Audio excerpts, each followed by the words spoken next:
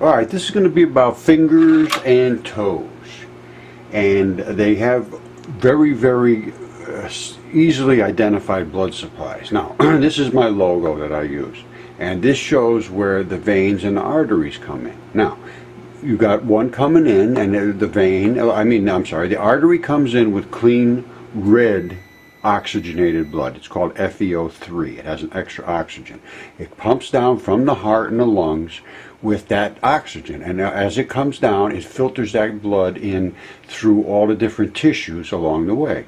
Now, at the very tips of the fingers, you get this webbing of vessels, and the red blood turns yellowish and brown and so forth until it gets blackish, or well, in the body it's blue, but when it's outside in the mud fossils it's black, and it gets sucked back up to the heart and lungs to get reoxygenated.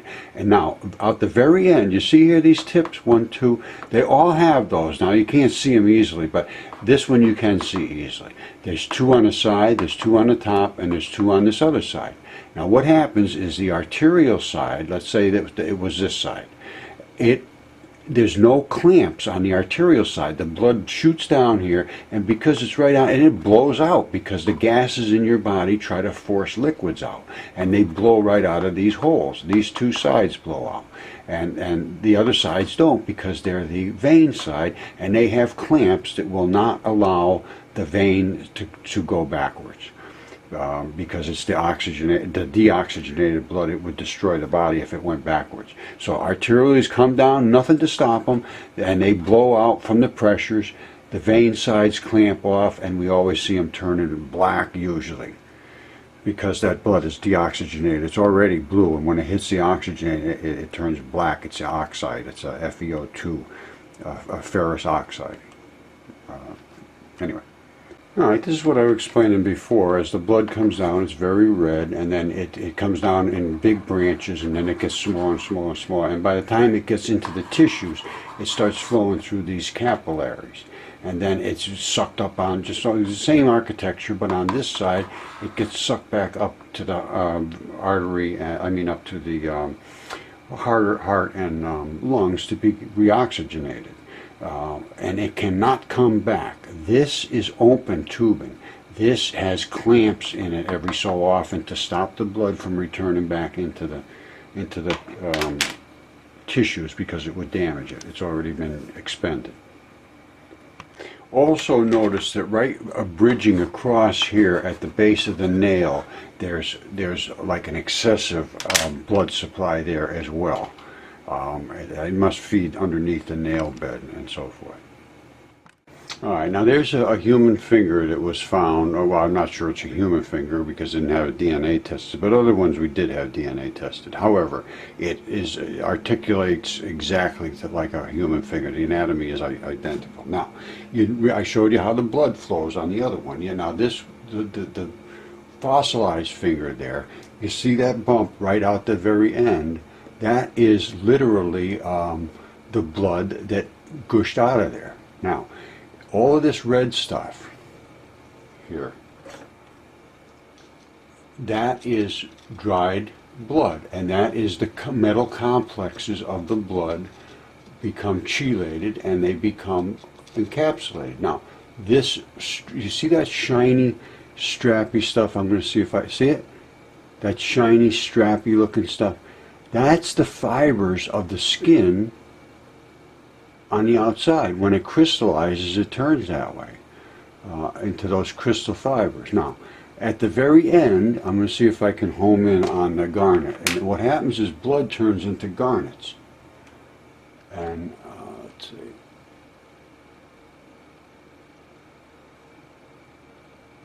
If you can see, there's like a little garnet there.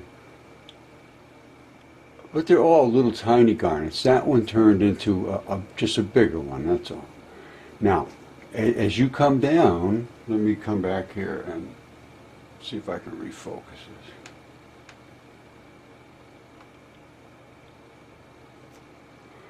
As you come down that finger, where the blood stops, it no longer congeals here. You see what happens? It gets eaten out and corroded by the minerals that come in and invade the tissues. And they can't invade the blood. Blood is what's called a metal complex. And that metal complex does something that's called chelation. Chelation surrounds the metals in the complex, which contain the hemoglobin and the DNA, and they surround it and they protect them literally forever. Now, if you use acids, you can break the bonds of the surrounding molecules and open that metal complex back up. And the DNA is still in there, apparently, because well, I know it is in the ones we did, and I can show you those. Some of these are beyond, are way into the fossilization process. The ones we had, the ones I had tested were pretty fresh, actually. I don't know, I believe they're from what has been in the world has been said was a great flood, and everywhere in the world they talk about. This appears to be a left big toe, and the reason I say that is because this reddish color underneath is the blood that was underneath the toenail, and the black shiny, you see here shiny, how that again is that strappy shiny stuff. That's what is in the silicon layer in the tough things in your body, and underneath that was the flesh that has now been completely what's called sublimation. And the sublimation has driven every bit of the organic matter out, and what you have left over is the minerals and metals. And here, back up in here, was the blood supply. The red was, you know, the artery, and the black was the vein stuff. But it becomes so compressed and so in the ground they become heated, they become compressed, and they become they sublimate, it's called. And that's where all of our fossil fuels come from, is sublimation. It pushes all of the gooey stuff out of the substantial stuff, because you're made of a lot of fluids and liquids and molecules that float around and do things and the gas off and all that business. They're very organic. They call them volatile organic compounds. They're volatile. They go away easily when they're boiled or heated or compressed. And that's what happens, and you get left over with all the minerals. And this is a big toe. And this right here is where the next toe would have caught in. And I have some of them that have huge right here,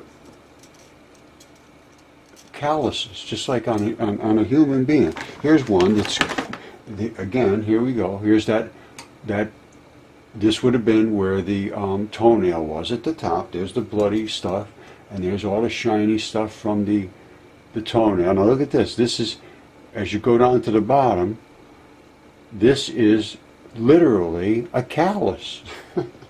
That's the guy's callus that was on the side of his toe, just like you have on yours, or I had on mine. I'm trying to get rid of them. Some of them are pretty big. And this guy had a monster. And that is a callus, and I'm serious. That is what it is.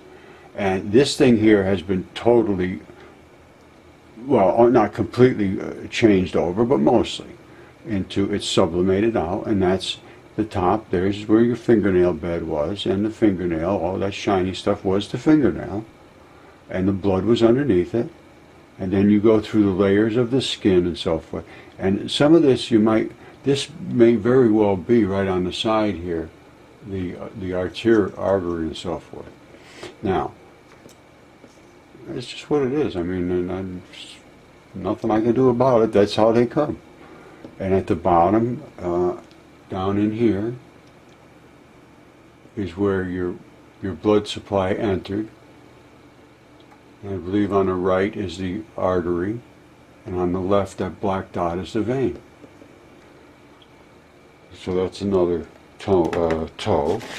Here's another one that's, now this is the bottom. This is what happens to the bottom where all the strappy stuff is, where you're the tough, fibrous stuff. And then again on the top, here's where your toenail bed was. And this one again is quite deteriorated, but you can see some of the tone, the shininess of the crystal of the top, and that's another toe.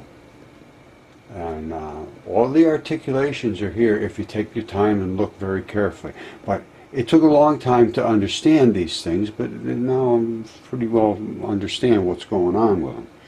And there's, I mean, I have lots of them. Now, this is what happens when they go all the way to being turned into crystals. That, you saw the other ones. Now, this is so compacted and so squished and so destroyed that it is now nothing but the mineral content of what that was. And I believe this was another toe or a finger. And I'm going to show you exactly why I say that. You see up in here, this red area? You see that? That's where the blood entered in this, and I'm going to show you exactly where it was on a close-up. Hold on. Alright, here we go. Now, there it is right there.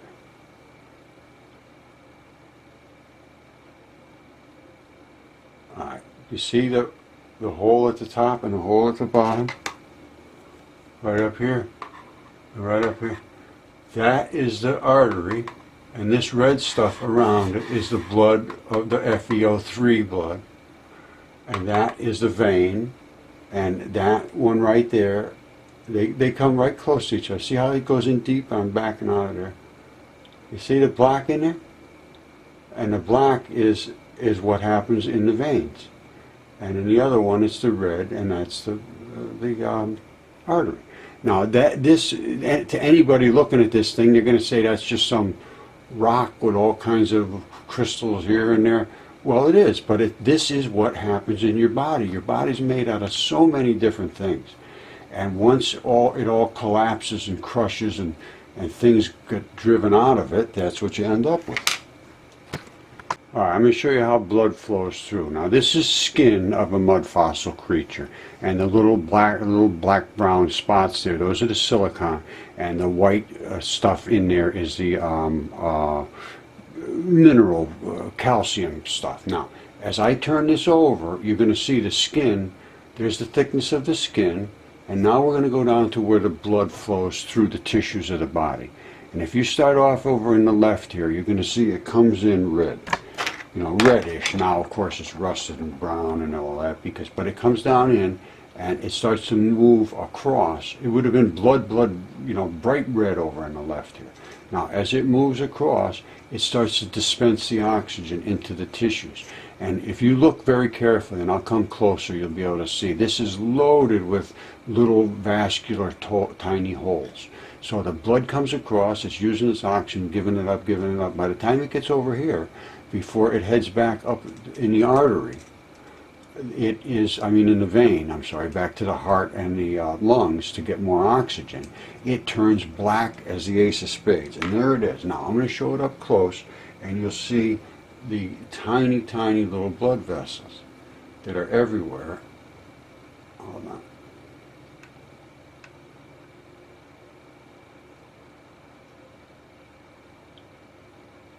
Alright, well, you can see them now. They're all, you see these little tiny holes here and there? All those little holes are how that blood passes through and is used up. And by the time it gets over here, that is black as black gets. And the reason for that is it's ferrous oxide, FeO2 blood. Now there's FeO3, like I said before, and that's the red, but this is the black, FeO2.